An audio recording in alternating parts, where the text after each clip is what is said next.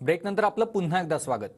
शरद पवारांनी ज्यांच्या वक्तव्याचा उल्लेख करत सुनील शेळके यांना धमकी दिली त्यांच्यासोबत संवाद साधलाय आमचे सहकारी प्रतिनिधी रणजित जाधव यांनी। पाहूया।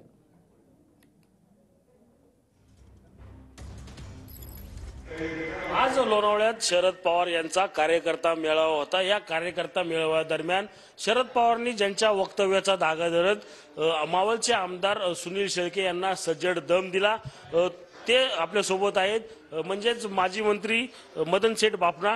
सर, काय सांगाल, कुठलं असं वक्तव्य तुम्ही केलं त्याचा दाखला देत जो आहे शरद पवारांनी सुनील शेळकेंना सज्जड दम दिलेला आपल्याला पाहायला मिळालेला आहे?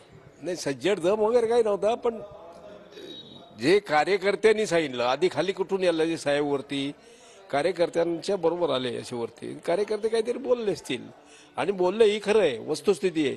मला दीपक पायगुडेचाही फोन आला होता, दम देण्याची त्याची पद्धत आहे। मला दिला तर बाकीच्यांना देईलच तो। मला दम दिलेला मी तुम्हाला क्लिपच दाखवली वाचून। आता मी काय म्हणलं होतं की अजित पवारांनी जे केलं ते मला पटलेलं नाही, बापाला बाप म्हणण्याची संस्कृती आता राहिलेली नाही।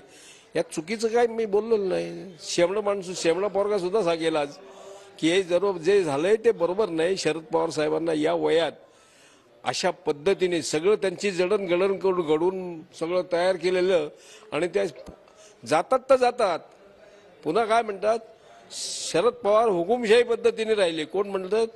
सुनील तटकरे स्वतः खासदार, त्याची पोरगी आमदार, त्याचा भाऊ MLC आणि त्याचा पुतण्या आमदार। आता एका घरात 4 पद दिली साहेबांनी, म्हणजे ही हुकुमशाही झाली ना साहेबांची। बाकीच्या कार्यकर्त्यावर अन्याय नाही झाला का त्याच्यामुळं? मग हे जर आम्ही बोललो तर तुम्ही आमच्यावर मला सांगणार तुम्ही